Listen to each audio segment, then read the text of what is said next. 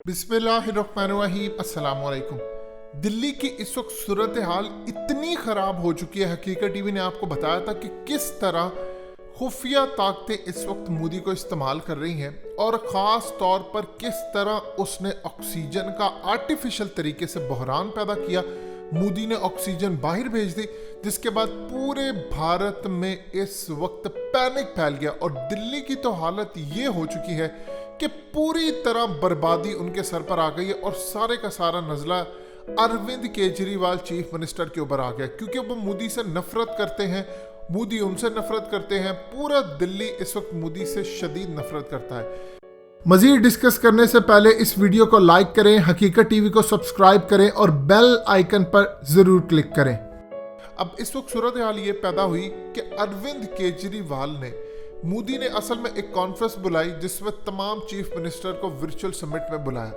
उसमें जो अरविंद केजरीवाल ने मोदी की धज्जियां उड़ाई, बड़े ही प्यार से उसे सारी दुनिया के सामने बताया कि इन लोगों ने ट्रक रोके हैं और किस तरह ट्रक ऑक्सीजन के दिल्ली नहीं पहुंच रहे। अब आपको समझ आई कि क्यों आर्टिफिशियल तरीके से इस वबा का बहरान दिखाया जा रहा है, पैदा किया जा रहा है ऑक्सीजन का बहरान, ताकि पूरी दुनिया के अंदर खौफ की फिजा किस तरह कायम हो। ये सुनने वाली तकरीर है। किस तरह अरविंद केजरीवाल ने हाथ जोड़ जोड़ के बताया है कि मोदी सरकार, तुमने हमें जितनी रिक्वायरमेंट है उससे कम ऑक्सीजन भेजकर उसको भी तुम लोगों ने रोक दिया है और लोग मर रहे हैं। मुझे बताओ मैं कहां पर जाऊं। पूरी दुनिया के सामने जो उसने बेइज्जती की है वो समझने वाली। देखिए जरा किस कमाल तरीके से इस शख्स ने मोदी की धज्जियां उड़ाई और पूरे इस वक्त भारत में मोदी पर लानतान हो रही है।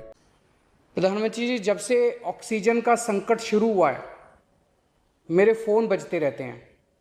कभी कोई अस्पताल कहता है कि 3 घंटे की ऑक्सीजन बची है, कभी कोई अस्पताल कहता है कि 2 घंटे की ऑक्सीजन बची है।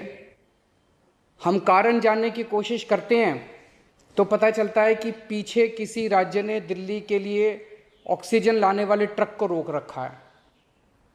हमने मदद के लिए केंद्र सरकार में कुछ मंत्रियों को फ़ोन किए। शुरू में उन्होंने खूब सहयोग किया सर, लेकिन अब वो भी बेचारे थक गए हैं। सर, देश के संसाधनों पे तो 130 करोड़ लोगों का अधिकार है ना। अगर दिल्ली में ऑक्सीजन की फैक्ट्री नहीं है तो क्या दिल्ली के 2 करोड़ लोगों को ऑक्सीजन नहीं मिलेगी? जिस राज्य में ऑक्सीजन की फैक्ट्री है, क्या वो दिल्ली की ऑक्सीजन रोक सकते हैं? ऐसे में हम क्या करें? सर, मैं आपका बेहद शुक्रिया अदा करना चाहता हूं कि आज आपने ये मीटिंग बुलाई है, बहुत सही समय पे ये मीटिंग बुलाई है। पर सर, मैं आज ये जानना चाहता हूं कि अगर आज या कल या किसी भी टाइम हमारे दिल्ली के किसी अस्पताल में अगर 1 घंटे की, आधे घंटे की, 2 घंटे की ऑक्सीजन बच जाए और लोगों की मरने की नौबत आ जाए, तो मैं फ़ोन उठा के केंद्र सरकार में किससे बात करूं? सर, मैं ये जानना चाहता हूं कि अगर कोई राज्य दिल्ली के कोटे की ऑक्सीजन का ट्रक रोक ले तो मैं फ़ोन उठा के किससे बात करूं? हालत काफ़ी ज़्यादा गंभीर हो चुके हैं सर। हम अपने लोगों को मरने के लिए तो नहीं छोड़ सकते। हमें लोगों को ये विश्वास दिलाना पड़ेगा कि एक एक ज़िंदगी हमारे सबके लिए कीमती है। हम आपसे फिर से दिल्ली के लोगों की तरफ से हाथ जोड़ के अपील कर रहे हैं कि सर, तुरंत कोई कठोर और सार्थक कदम नहीं उठाया गया तो शायद दिल्ली के अंदर कोई बहुत बड़ी त्रासदी हो सकती है। मैं आपसे मार्गदर्शन चाहता हूं सर। सर, कुछ ही राज्य हैं जहां से मैक्सिमम दिल्ली की ऑक्सीजन आती है और जहां सबसे ज़्यादा दिक्कत आ रही है और जहां सबसे ज़्यादा हमारे ऑक्सीजन के ट्रक रोके जा रहे हैं। मेरी आपसे विनती है, अगर आप उन राज्यों के मुख्यमंत्री को एक बार बोल दें, फ़ोन कर दें कि हमारे ऑक्सीजन के ट्रक ना रोकें, तो दिल्ली के लोगों को ऑक्सीजन मिल जाएगी। आपका एक फ़ोन ही बहुत है सर उनको। दिल्ली के 2 करोड़ लोगों की तरफ से मैं आज आपसे हाथ जोड़ के विनती कर रहा हूं कि सर, आप हमारी मदद कर सकते हैं। आप कृपया हमारी मदद कीजिए और अस्पताल में लोगों को, ताकि ऑक्सीजन मिल जाए। ऑक्सीजन की कमी के कारण अस्पताल में जो हालत बने हुए हैं वो अब देखे नहीं जाते। लोग बहुत ज़्यादा तकलीफ़ में हैं सर। पूरी रात हम सो नहीं पाते, नींद नहीं आती। इनका मुख्यमंत्री होते हुए भी मैं कुछ नहीं कर पा रहा। डर लगता है कि ऑक्सीजन की कमी से कहीं कोई बड़ा हादसा ना हो जाए। ईश्वर ना करे अगर ऑक्सीजन ना मिलने से कुछ अनहोनी हो गई तो हम सब कभी अपने आप को माफ नहीं कर पाएंगे। प्रधानमंत्री जी, कोरोना से देश को बचाने के लिए एक नेशनल प्लान बनना चाहिए। इस नेशनल प्लान के अंतर्गत देश के सभी ऑक्सीजन प्लांट्स को तुरंत आर्मी के जरिए केंद्र सरकार टेक ओवर करे। ऑक्सीजन प्लांट से निकलने वाले हर ट्रक के साथ एक आर्मी का एस्कॉर्ट व्हीकल रहेगा तो कोई उस ट्रक को फिर आगे रोक नहीं पाएगा। सर, दिल्ली का जो ऑक्सीजन का कोटा आपने बढ़ाया, हम उसके बड़े शुक्रगुजार हैं, लेकिन उसमें लगभग 100 टन ऑक्सीजन उड़ीसा और वेस्ट बंगाल से आनी है। हम परसों से जब से कोटा बढ़ा है हम कोशिश कर रहे हैं उस ऑक्सीजन को दिल्ली लाने की।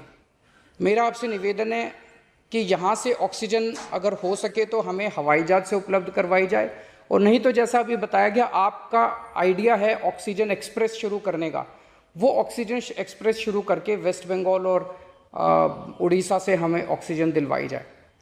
आइडिया नहीं, ऑलरेडी चल रहा है। सर, दिल्ली तक नहीं पहुंच पा रही, हमारी दिल्ली तक नहीं आ रहा। उसमें अगर हमें दिल्ली के लिए भी कॉरिडोर मिल जाए तो आपकी बड़ी मेहरबानी होगी सर।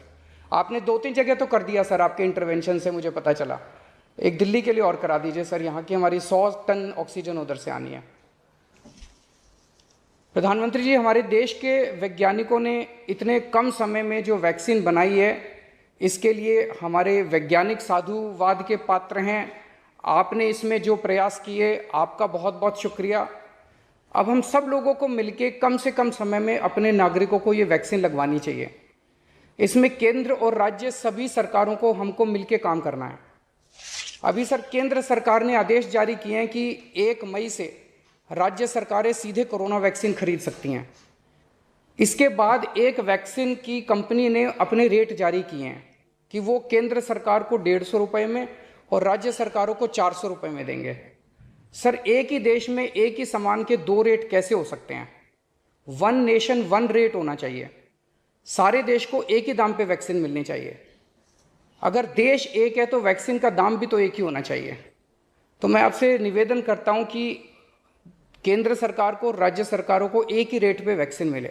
जिस रेट पे केंद्र सरकार को वैक्सीन मिल रही है उसी रेट पे राज्य सरकारों को भी वैक्सीन मिलनी चाहिए। सर, हर एक जान हम सब लोगों के लिए कीमती है। हमें ये एहसास हर भारतीय को इस वक्त कराना होगा। इसलिए मेरा मानना है कि देश में सबको दवाई, सबको वैक्सीन और सबको ऑक्सीजन मिलनी चाहिए, और बिना किसी विवाद और बिना किसी रुकावट के ये मिलनी चाहिए। मेरा विश्वास है देश में अगर कोरोना के खिलाफ एक नेशनल प्लान होगा तो हम सभी राज्य सरकारें और केंद्र सरकार मिलके इस दिशा में काम करेंगे। सर, कोरोना की वजह से दिवंगत आत्माओं को शांति एक मैं कहना चाहूंगा। हाँ जी सर।